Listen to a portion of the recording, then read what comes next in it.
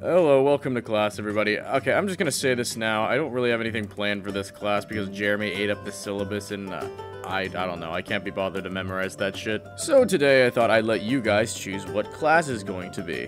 So welcome to a new series called Class Questions. If you want a chance to have your idea made into a video, then head over to my Patreon, link in the description, and you can send me an idea for what you want me to talk about. Obviously, you don't have to, but it really helps me out so I can keep class going for everybody. Anyway, this question comes from a Patreon, King Bastion. Thank you for your support. Can you go over Elder Evils? You bet your money-filled pockets I can. Let's do this shit! What is an Elder Evil? Well, it's a concept, a title, if you will. A big example of a group of entities that could earn the Elder Evil title would be the Great Old Ones, the Greek Titans, the primordial soup of the universe, literally anything that can vaporize your body with a flick of a hair follicle. So the biggest thing to take away from this is that they're older than man and evil as hell. Elder Evils were also described as ancient, powerful, and generally evil entities. Their power could rival or even surpass that of demigods, such as that they could destroy an entire world. In many texts, it is stated that Elder Evils ruled over the world during the age that we weren't around to witness, thankfully. A world we can't even comprehend because it was said to be so alien that the world functioned completely differently than it does today. And of course, like any Disney or fantasy movie, it ends with these guys being either defeated, imprisoned, or banished to another plane of existence so their reality warping powers can't reach us. Planes of existence like the following.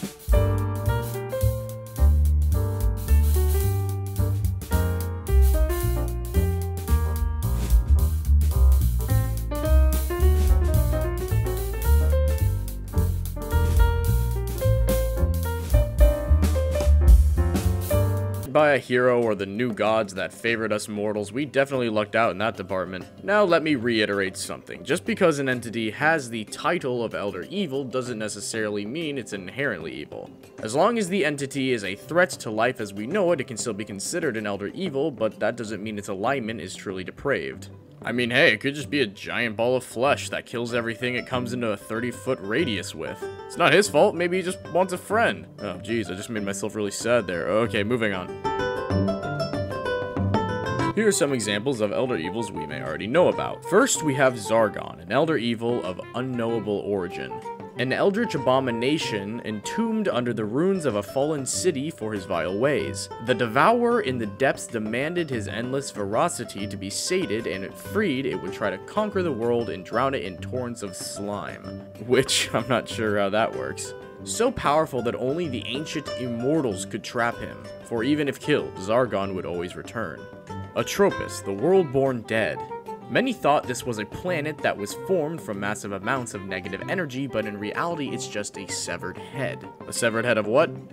I don't know. No one does. All we know is that it is truly anti-life, killing things as easily as breathing and creating creatures so powerful just by losing a microscopic piece of itself. An example of a powerful entity that this thing has created is an Atropal, which is a boss in Tomb of Annihilation. An extremely powerful entity which is only a small speck of this god of death's body. I suppose you could also say it's almost like an egg, for it is theorized to be almost a shell in which all the other gods were born from. Doesn't make any sense? Yeah, it's okay. It's not supposed to. Pandorum.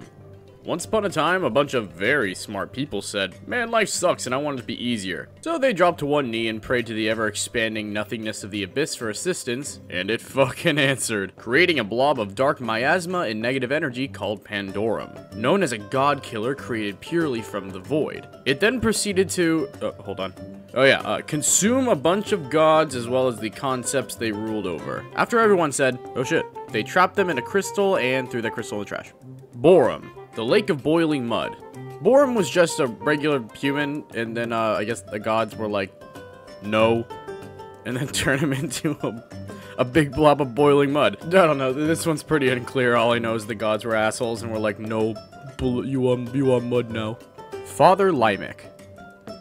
A bunch of wizards were sitting around in a little patty cake circle and thought to themselves, man, I really want to be smarter. And there are all these other planes of existence we already know about, but what if we opened a door to one we don't know about? So they opened a door and were greeted by a giant bug monster thing. I don't know. Honestly, it just looks like a picture of Scyther if I found it in the Vor section of a Rule 34 website.